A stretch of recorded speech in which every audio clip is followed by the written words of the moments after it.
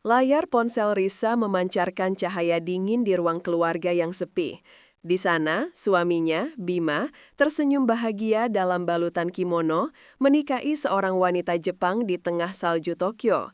Risa menahan napas, rasa sakit itu menusuk, namun ia tahu ia harus menghadapi mereka di hari kedatangan. Jangan lupa like dan subscribe agar tidak ketinggalan cerita seru lainnya. Bandara Soekarno-Hatta ramai, tetapi mata Risa hanya terpaku pada pintu kedatangan internasional. Kedua anaknya, Sinta dan Rio, tampak tegang di sampingnya. Kita di sini bukan untuk marah, Nak. Kita di sini untuk mendapatkan kejelasan, bisik Risa. Tangannya menggenggam tas erat-erat. Jantung Risa berdesir kencang. Bima muncul, senyum lebarnya terpancar sebelum matanya menangkap sosok Risa. Di sampingnya, seorang wanita cantik dengan mata Asia yang lembut, Kiko, menggendong bayi yang tertidur pulas. Bima tampak seperti ayah dan suami yang bahagia. Bima buru-buru melepaskan genggaman tangan Kiko. Wajahnya pucat pasi. "Risa, ini tidak seperti yang kamu pikirkan," ucap Bima terbata-bata. Risa tidak menjawab, hanya menatap Kiko dan bayi itu dengan pandangan dingin yang menuntut. Tiba-tiba, Rio berteriak. Teriakan itu bukan karena marah kepada ayahnya, melainkan karena terkejut. Rio menerobos kerumunan kecil mereka dan tanpa sengaja menarik sedikit lengan Kiko, membuat bayi itu sedikit terbangun. Ia menunjuk ke pergelangan tangan bayi itu, matanya membelalak. "Ayah, ini sama." Sinta ikut berlari, air mata histeris mengalir. Di pergelangan tangan bayi itu terdapat bekas luka lahir kecil berbentuk bintang, bekas luka yang sama persis dengan yang dimiliki Rio dan Sinta. Bima membeku. Ternyata ini bukan Gundik, melainkan adik tiri dari istri Bima yang sudah meninggal. Kiko adalah bibi dari anak-anak Risa yang dinikahi Bima untuk mengasuh bayi almarhum adiknya dan merahasiakannya. Rahasia Bima terbongkar, dan ia bukan hanya selingkuh, tetapi menutupi tragedi yang lebih besar. Risa merasa seluruh dunia berputar. Ia tidak bisa bergerak, hanya melihat bekas luka berbentuk bintang yang sama di pergelangan tangan bayinya, Sinta, dan Rio. "Bima, jawab aku, apa maksud semua ini? Kenapa kamu menikah lagi? Dan siapa bayi ini sebenarnya?" Desak Risa, suaranya pelan namun penuh getaran kemarahan yang tertahan. Bima menghela nafas panjang, tatapan matanya menunjukkan rasa bersalah yang mendalam. "Risa, mari kita bicara di tempat yang lebih tenang.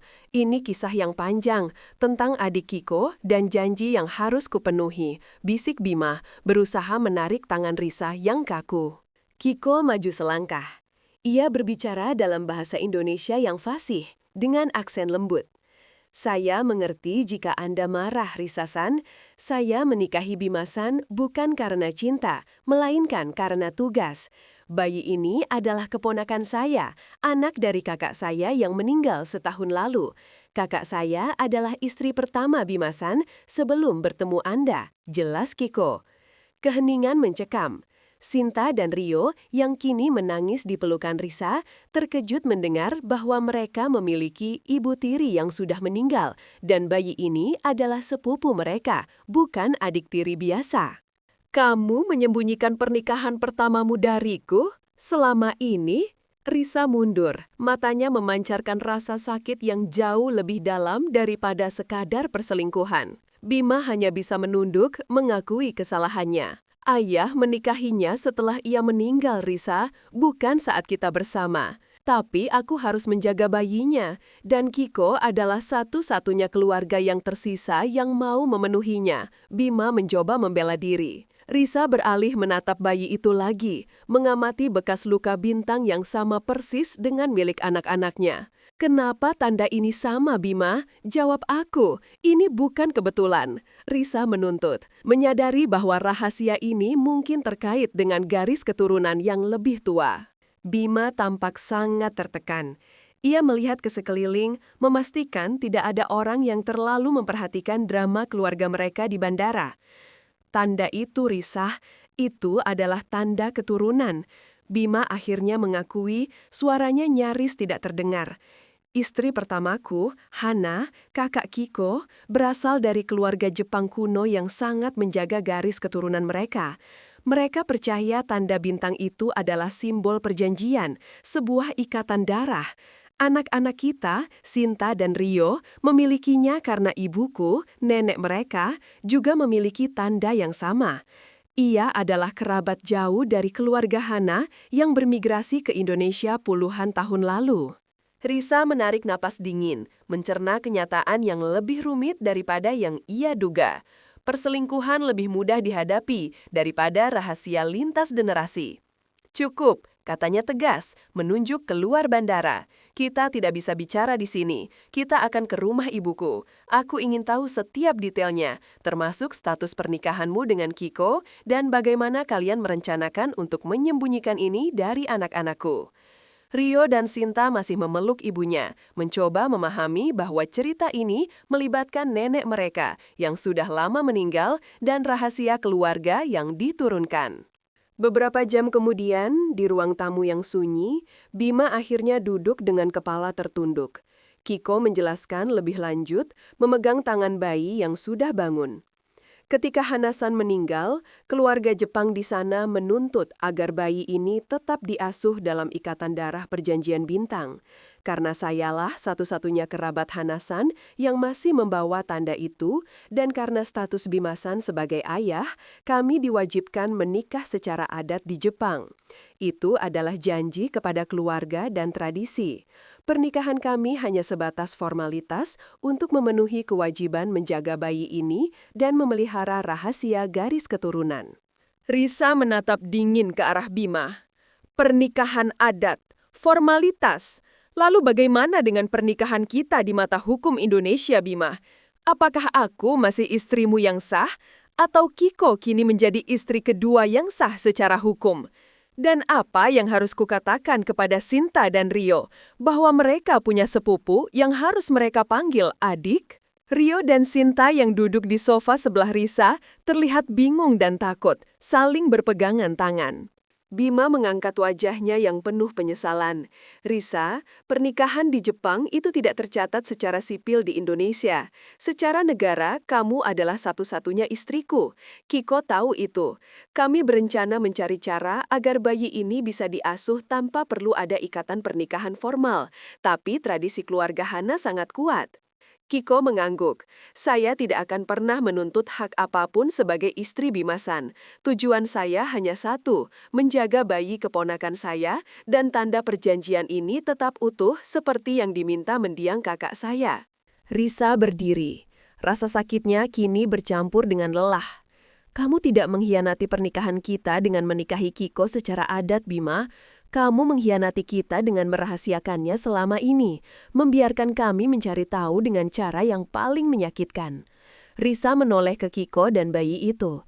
Tapi aku tidak akan membiarkan anak ini kehilangan ayahnya atau ikatan darahnya terputus. Kita akan hidup bersama, di bawah satu atap. Kiko akan tinggal di sini. Tetapi Bima, Risa menatap suaminya dengan tatapan terakhir yang menentukan. Kamu harus mendapatkan kepercayaan anak-anakmu dan aku, dan kamu harus segera mengurus semua status hukum Kiko dan bayi ini sebagai kerabat, bukan istri. Hari pertama di bawah atap yang sama terasa seperti berjalan di atas pecahan kaca. Meja makan yang biasanya penuh tawa kini sunyi mencekam. Kiko duduk tenang sambil menyuapi bayi bernama Arata, nama yang baru mereka ketahui, yang ternyata sehat dan ceria meski situasi di sekitarnya sangat tegang. Sinta dan Rio menolak duduk bersebelahan dengan Bima, memilih berdekatan dengan Risa. Risa memperhatikan betapa alami Kiko merawat Arata. Dia merasa cemburu, tetapi juga mengakui bahwa Kiko tulus. Bima mencoba memulai pembicaraan ringan, tetapi Risa menghentikannya dengan tatapan tajam, mengisyaratkan bahwa kepercayaannya belum pulih. Beberapa hari berlalu, Bima menepati janji Risa dan pergi ke kantor catatan sipil dan pengacara keluarga untuk mengurus status Arata. Bima tampak frustrasi saat kembali. Risa, ini lebih sulit dari yang kukira. Karena Arata lahir di Jepang dan Kiko tercatat secara adat sebagai istriku di sana. Meskipun di sini tidak sah, mereka meminta banyak dokumen tambahan. Apalagi tanda bintang itu. Pengacara khawatir jika kita menyatakan Kiko hanya sebagai kerabat pengasuh, keluarga Hana di Jepang bisa menuntut hak asuh penuh berdasarkan tradisi perjanjian bintang. Jelas Bima sambil menjatuhkan berkas-berkas di atas meja kerja. Risa meminta Kiko berbicara empat mata setelah anak-anak tidur. Risa duduk di ruang tamu, sementara Kiko menunggunya dengan tatapan hormat. Kiko, Risa memulai, suaranya pelan tapi tegas. Aku menghargai niatmu untuk menjaga Arata, tapi aku harus membatasinya jelas. Di rumah ini, aku adalah istri Bima, dan kamu adalah bibi sekaligus pengasuh keponakanmu. Semua keputusan mengenai Sinta, Rio, dan rumah tangga ini ada padaku. Dan tolong, jangan pernah berbicara tentang perjanjian bintang di depan anak-anakku. Mereka sudah cukup bingung. Kiko mengangguk sopan. Saya mengerti Risa-san. Saya di sini hanya untuk tugas. Saya akan mematuhi semua aturan Anda, jawab Kiko. Ketegasan Risa terhadap Kiko perlahan membuahkan hasil dalam hal batas teritorial, tetapi tidak dalam hal emosional anak-anak. Sore itu, Risa berdiri di ambang pintu, menyaksikan Sinta dan Rio tertawa saat Kiko menunjukkan cara membuat origami kecil untuk Arata. Sinta dengan lembut memegang tangan mungil Arata, mencoba menunjukkan bekas luka bintang mereka. Senyum tulus Kiko membuat Risa merasa tusukan kecemburuan yang aneh. Ia membenci situasi ini, namun ia tidak bisa mengingkari bahwa anak-anaknya merespons kehadiran bibi dan sepupu baru mereka dengan rasa ingin tahu dan kasih sayang. Risa menyadari anak-anaknya mulai membangun ikatan darah yang tak terhindarkan itu. Malam itu, Bima masuk ke kamar, melihat Risa sedang membaca, namun matanya tidak benar-benar tertuju pada buku. Bima duduk di sampingnya, meletakkan tangan di bahu Risa. Aku tahu ini tidak akan mudah, Risa, bisik Bima. Tapi aku ingin kita baik-baik saja, Risa. Kita bisa memperbaiki ini. Risa perlahan menyingkirkan tangan Bima. Perbaikan bukan hanya di antara kita, Bima. Lihatlah anak-anak.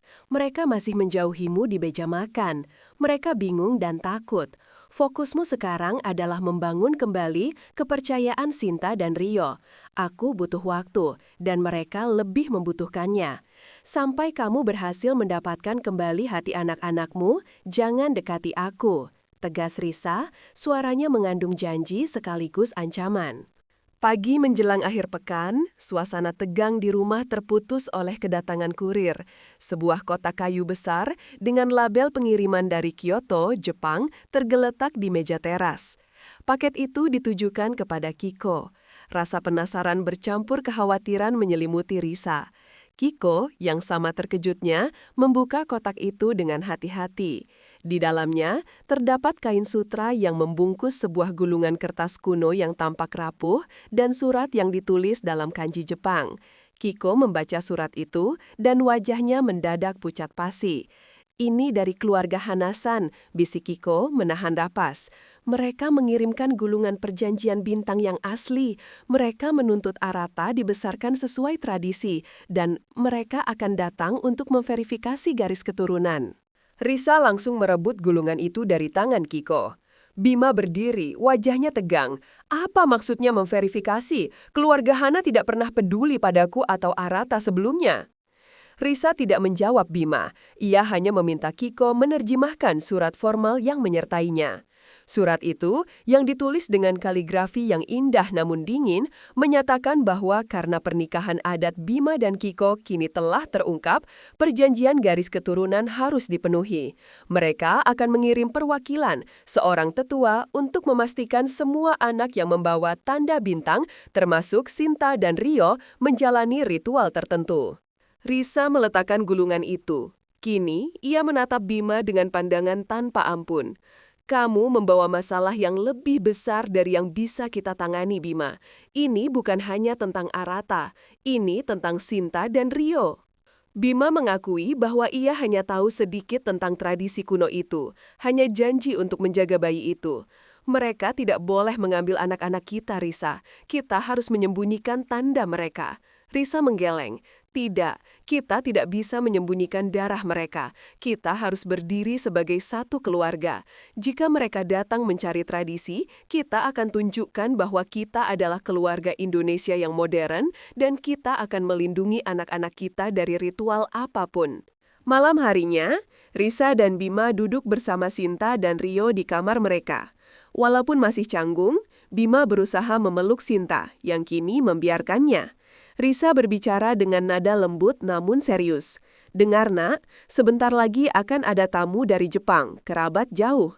Mereka punya tradisi yang sangat berbeda dari kita. Kalian tidak perlu takut, tapi ayah dan ibu butuh bantuan kalian. Risa menekankan, jangan pernah tunjukkan tanda bintang kalian kepada mereka. Dan jangan bicara tentang janji atau perjanjian. Kalian adalah anak-anak Indonesia dan ini rumah kita. Sinta dan Rio mengangguk patuh. Rasa takut mereka sedikit teratasi oleh rasa perlindungan yang kuat dari kedua orang tua mereka.